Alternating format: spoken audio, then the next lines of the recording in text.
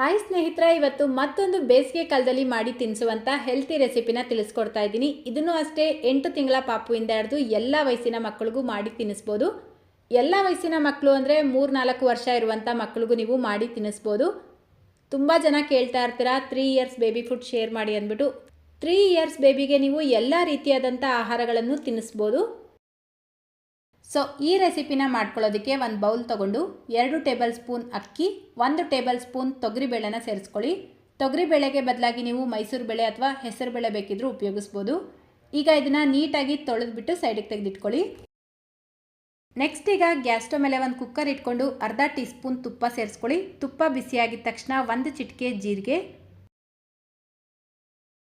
1 ಚಿಕ್ಕ piece ಶುಂಠಿನ great ಮಾಡಿಬಿಟ್ಟು ಸೇರಿಸ್ಕೊಂಡಿದ್ದೀನಿ. ಇದೆರಡೂ fry ಮಾಡ್ಕೊಂಡಿದ್ದ ನಂತರ ತೊಳೆದಿಟ್ಕೊಂಡಿರುವಂಥ ಅಕ್ಕಿ ಮತ್ತು ಬೇಳೆನ ಸೇರಿಸ್ಬಿಟ್ಟು 1.5 ಕಪ್ ನೀರು ಸೇರಿಸ್ಕೊಳ್ಳಿ.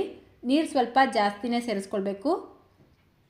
ನಂತರ ಇದಕ್ಕೆ ಸ್ವಲ್ಪ ಕೊತ್ತಂಬರಿ ಸೊಪ್ಪು, 1/4 ಟೀ ಸ್ಪೂನ್ ಕಾಳು ಮೆಣಸಿನ ಪುಡಿ, ಕಾಳು ಮೆಣಸನ್ನ ಜಜ್ಜಿಬಿಟ್ಟು ಸೇರಿಸ್ಕೊಳ್ಳಿ.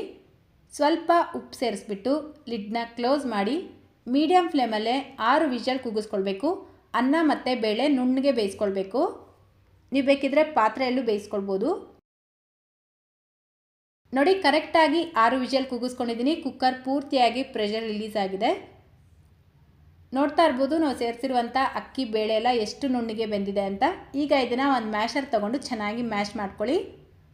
ಈ ರೀತಿ ನುಣ್ಣಗೆ ಮ್ಯಾಶ್ ಮಾಡಿಬಿಟ್ಟು ಸ್ವಲ್ಪ ತಣ್ಣಗಾಗಿದ್ದ ನಂತರ 4 ಟೇಬಲ್ ಸ್ಪೂನ್ ಮೊಸರು ಸೇರಿಸ್ಕೊಂಡು ಮಿಕ್ಸ್ ಮಾಡ್ಕೊಳ್ಳಿ. ಮನೆಯಲ್ಲೇ ಮಾಡಿರುವಂಥ ಮೊಸರು ಮತ್ತು ಫ್ರೆಶ್ ಆಗಿರುವಂಥ ಮೊಸರನ್ನ ಉಪಯೋಗಿಸ್ಬೇಕು.